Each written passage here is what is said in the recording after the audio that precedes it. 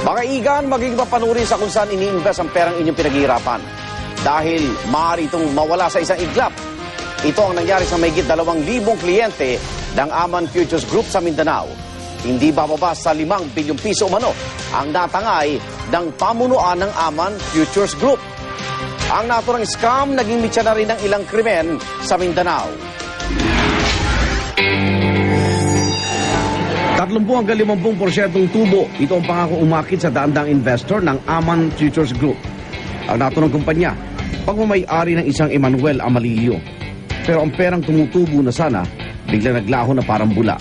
Ang tinatayang halaga na natangay ng mga suspect sa Aman Investment Scam, 12 bilyong piso. Ang naturang panloko, yumanig sa ilang bahagi ng Mindanao.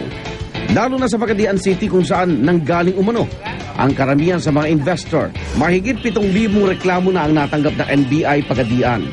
At inaasahang tataas pa ang bilang na ito. Dito lamang Miyerkules, 21 pulis at 2 bumbero ng Pagadian ang naghain din ng consolidated complaint laban sa Aman. There are about 23 complainants and the respondents are numbered to 62. The 63rd is John Does and Jane Does. Endorsed by the PNP-CIDG. Ang nasabing investment scam, naging mitya ng ilang krimen sa Mindanao. Ika-15 ng Nobyembre na makitang tatad ang balang isa umanong ahente ng Aman Futures Group, si Anwar Zainal, na taga Zamboanga del Sur. Still hoping that there are some witnesses na lalabas na magbibigay ng sarili nilang statement. Sa ngayon, ang motibo na maibibigay namin na may report na namin dun sa higher office namin, yung personal grudge. Isa namang kidnapping ang naganap noong 1 ng buwan ng Nobyembre. Ang mga biktima sina Abdul Lukman, Muhammad Lukman, Kamlon Deka at Amer Deka. Mga tauhan umano ni Jacob Coco Prasuman, tinuturong isa sa mga bigating ahente ni Amalillo. Nakalaya na ang 3 noong nakaraang Sabado.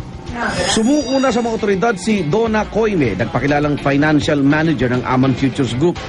Umabot daw sa kalahating bilyong piso ang halaga ng naiprosesong pera ni Coime. Dagdag pa niya, baging si Pagadian Mayor Samuel Co, nagpasok ng 30 million pesos sa Aman at nag-refer pa raw ng investor sa kumpanya. Ayon naman sa isang testigo, si Co pa raw ang nagpapatakbo ng operasyon ng Aman sa Maynila. Baka paratang na mariin namang itinanggi ng alkalde.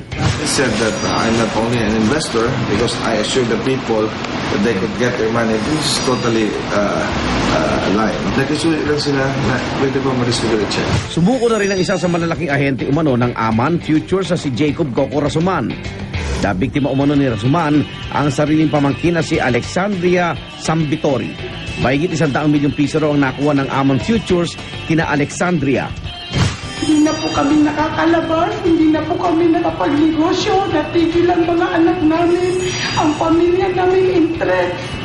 So ilang buwan na po ito, mga 6 months na po or 7 months, wala po kami pinagkakakitaan, kahit po pera na pangkain namin ngayon, hirap kami.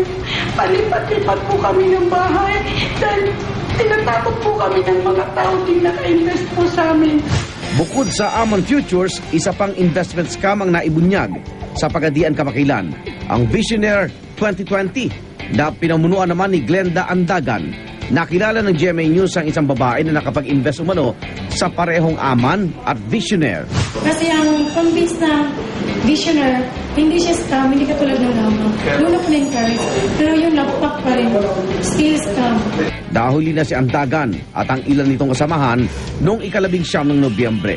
Ditong Miyerkules, naihain na ang sabpina para kay Emmanuel Amalillo at sa 37 pang idinadawit sa umano'y investment scam. Pinaniniwala ang nasa Malaysia ngayon si Amalillo. Nakikipag-ugnay naman ang pamahalaan sa gobyerno ng Malaysia at International Police o Interpol.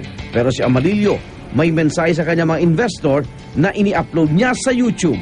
I understand the situation of all the investors. Please forgive me for the late action since I want to prioritize my safety first before finding solution to the problem. Ayon sa Department of Justice, harap sa kasong syndicated estafa si Amalillo at ang 37 pang opisyal ng Aman Futures Group.